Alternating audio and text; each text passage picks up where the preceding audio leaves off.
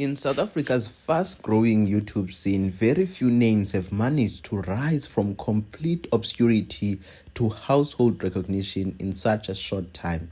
But today we're talking about someone who did exactly that, a man who went from being a background extra in other people's videos to becoming one of the most talked about creators in the country.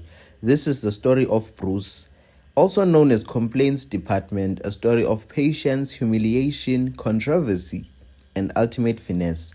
This is how Bruce finessed his way to the top of South African YouTube. Before he ever picked up a camera, Bruce picked up a mic. Back in 2019, Bruce was a rapper, making hip-hop music and chasing the dream of becoming a star. He had the look, muscular, well-built, confident. He looked like someone who was supposed to blow up, going by the name Brucey. But his music told a different story. Most of his tracks barely scratched 300 views. There was no traction, no recognition, no money. He was mostly being featured on other artists' songs instead of releasing his own. And from 2019 to 2022, he tried, he kept recording, he kept showing up to videos. But South Africa didn't seem to care. We didn't even know who he was. Then came the YouTube world, and his first big break came not from his own videos but from someone else's. Around 2021 and 2022, Bruce started appearing in King Omar's YouTube videos. The viral Smash or Pass series and other videos that were taking over the internet. Bruce wasn't a star. He was the muscular guy with abs. He'd appear shirtless, create viral moments, flex for the camera, but people didn't know who he was. He was getting exposure, yes, but not money.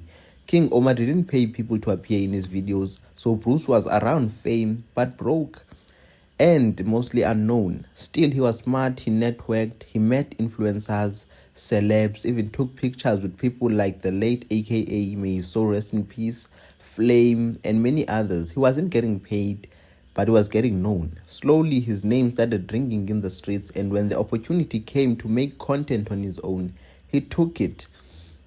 When Bruce finally started making content, he began with public interviews.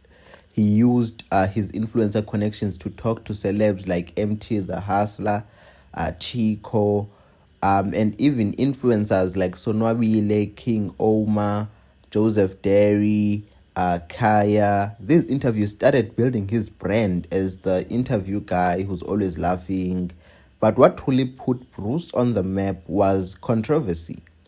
In King Omar's Baddies Mansion show, influencers like Arjun and It's Tando were featured. Then came shocking allegations that Arjun, an adult, had slept with Tando, who was still a minor. The internet exploded, and Bruce, he spoke out, he stood firm, calling out what he believed had happened. He exposed the situation publicly. And in that storm of chaos, Bruce's name became known. Arjun's career spiraled, Bruce's rose. This was his first real viral moment. But after that moment passed, he had to figure out how to sustain himself without relying on controversy, because Arjun was now missing from the internet for months. He was not posting, and people were waiting for what was Bruce's next move. So Bruce focused on vlogging. He started showing his life, parties, events, influencer hangouts. He was always around the new generation of YouTubers, Sonwabile, Domingos, Steve, Hotshot Aaron, and his vlogs started taking off, but not everyone respected him. The internet began clowning him, calling him the guy who's always outside, the meme Bruce stayed home. Went viral, people laughed, but Bruce stayed consistent. Then came the biggest hit to his pride. In July 2024, the internet discovered that Bruce was working as an Uber driver. People trolled him, mocked him, questioning why a YouTuber would be driving Uber. But Bruce handled it like a pro. He went online and said, "I'm just 2 months into YouTube. I'm not rich. This is my side hustle. No excuses, just honesty." And that honesty made people respect him more. From that moment, he locked in, went harder on his content, filmed more, and started seeing results.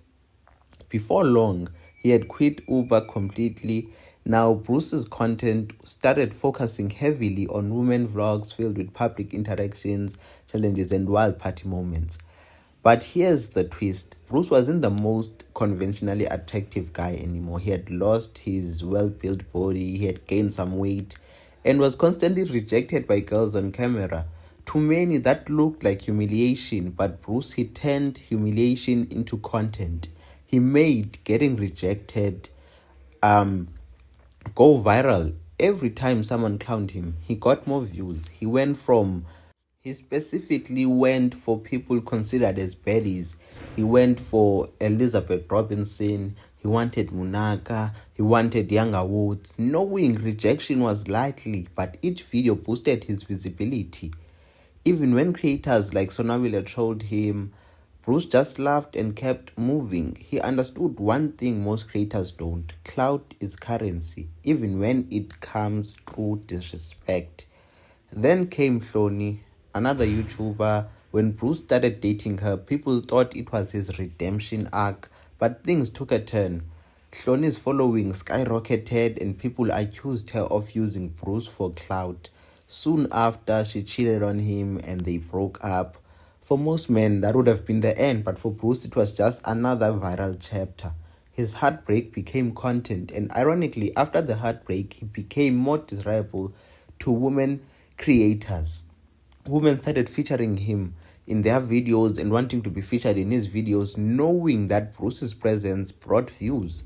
Even his friends were using him for content now. People like Ghost Hlubi, and Bruce led them. When people asked why he didn't cut anyone off, he simply stated that that would be bad for business, and that right there is the secret behind Bruce's rise. While everyone laughed at him, Bruce was playing chess. He let people underestimate him. He took the jokes, the memes, the trolls, and turned them into momentum. He wasn't emotional, he was strategic. He understood that attention, no matter how it comes, is the real power online.